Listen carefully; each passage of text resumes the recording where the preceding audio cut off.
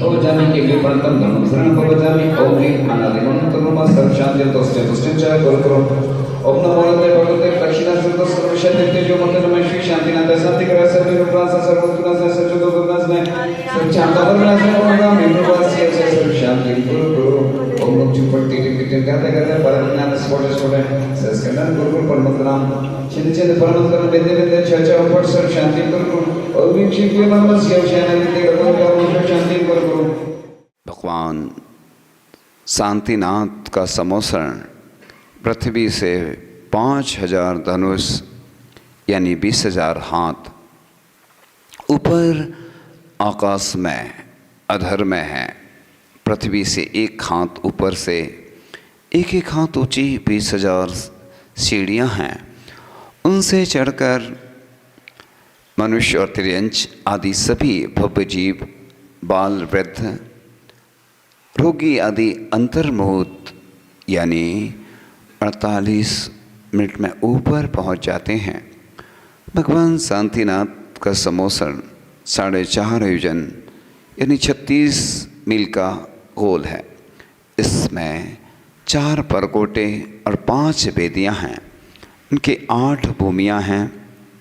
चारों दिशाओं में बहुत ही विस्तृत वीथी बड़ी बड़ी गलियां हैं।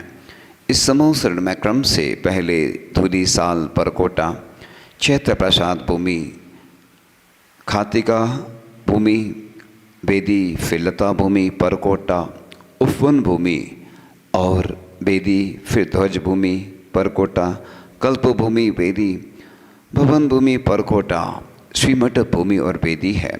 आगे 16,000 ऊपर चढ़कर पहली कटनी, 8 सीढ़ी चढ़कर दूसरी कटनी, पुनः 8 सीढ़ी चढ़कर तीसरी कटनी है। और इस प्रकार से इसी पर भगवान विराजमान हैं।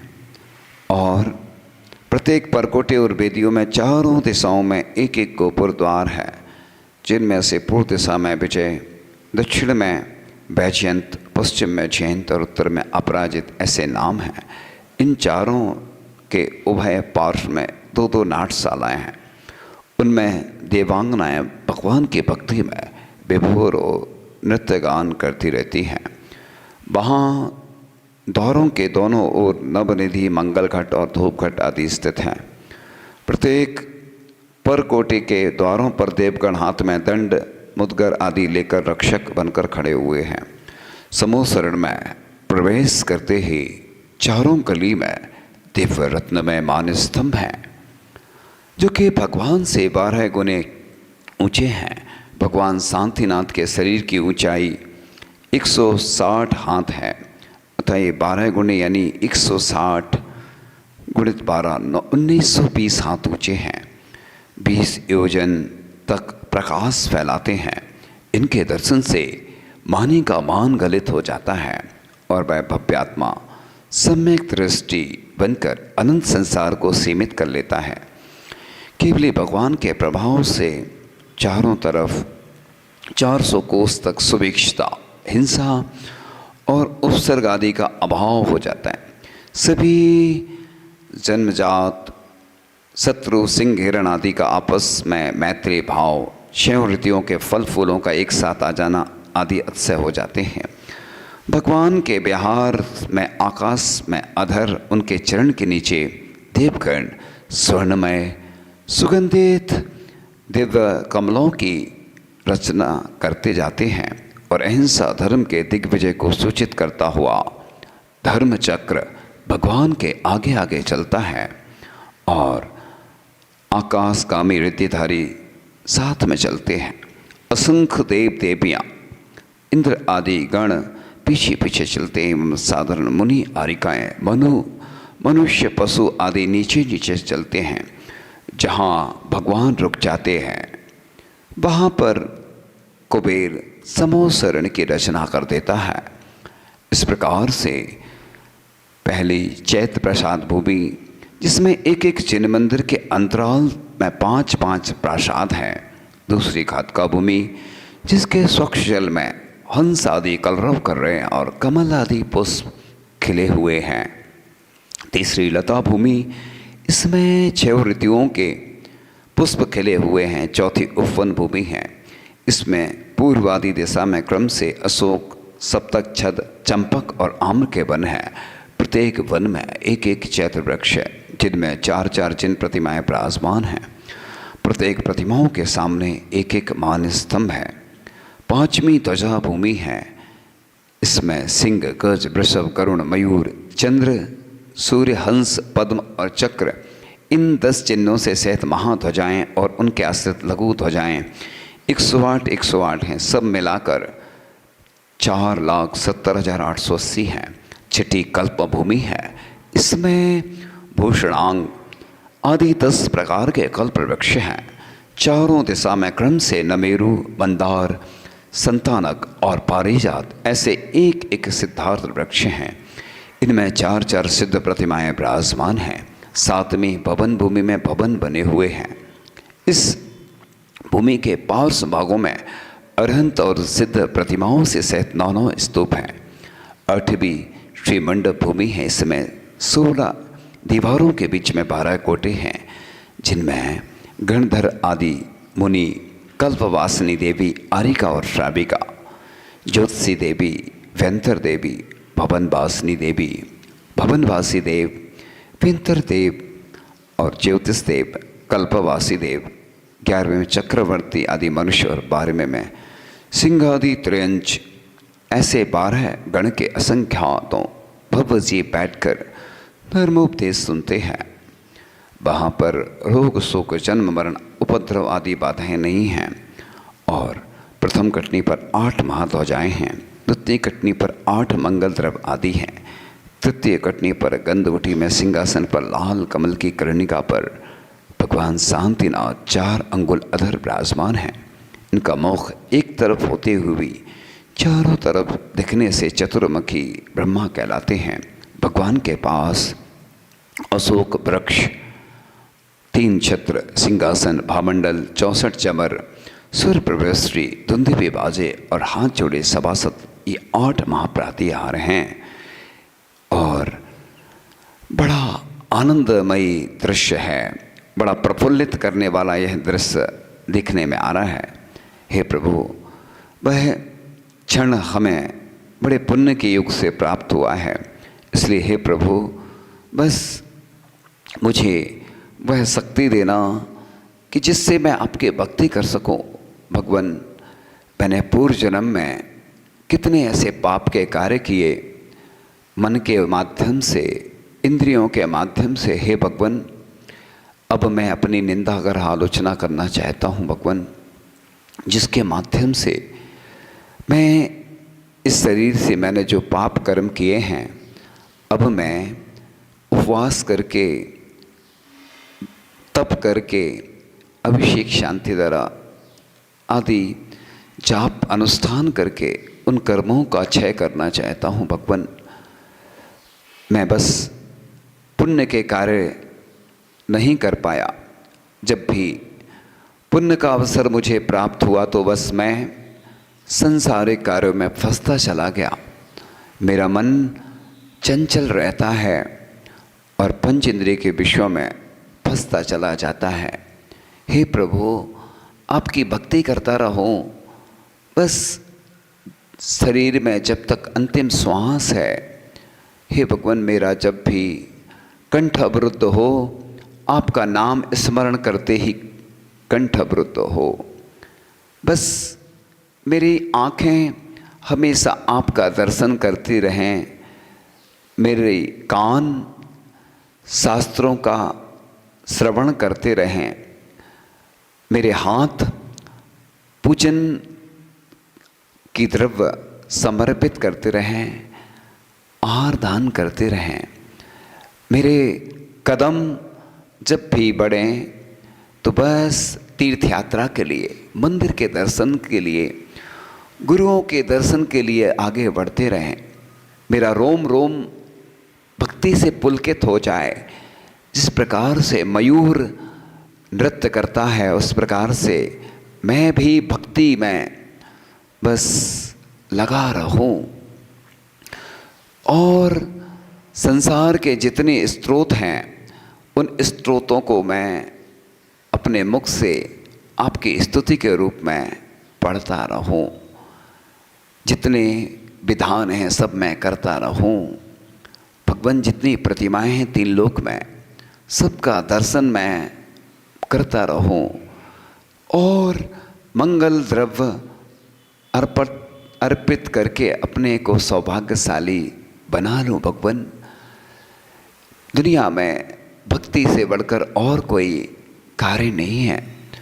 मुझे विश्वास है भगवान कि जिन्होंने भी आपकी भक्ति की वो ऊंचाइयों पर पहुंचते गए, उनके शरीर के रोग नष्ट होते चले गए।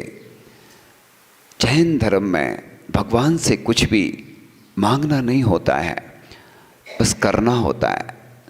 हे भगवान, मुझे पूरा विश्वास है जब आचार्य शमंतभद्र स्वामी का रोग दूर हो गया था और आचार्य महानतुंग स्वामी की भक्ति के माध्यम से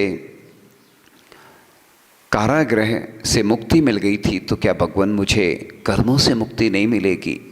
अवश्य मिलेगी भगवान। भगवान, जो उदय में आ रहा है वो मेरे ही कर्म हैं, क्योंकि किसी दूसरे ने नहीं किए हैं।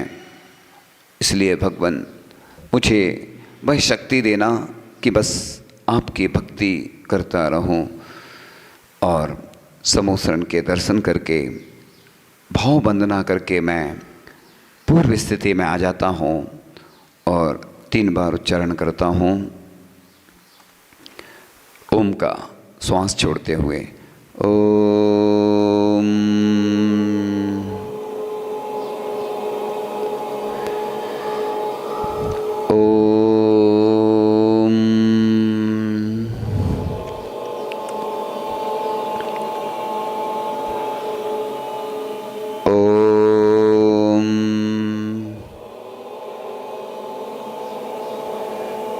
अपने हाथों से अपने मुख का स्पर्श करेंगे 3 बार, उस पॉजिटिव एनर्जी को ग्रहण करेंगे और हाथ जोड़कर अपनी निंदा कर आलोचना करते। बस सुनना है आप लोगों को और अपनी आलोचना करना है कि भगवान, मैं दुनिया का सबसे मूर्ख व्यक्ति हूँ, मैं अल्पज्ञानी हूँ।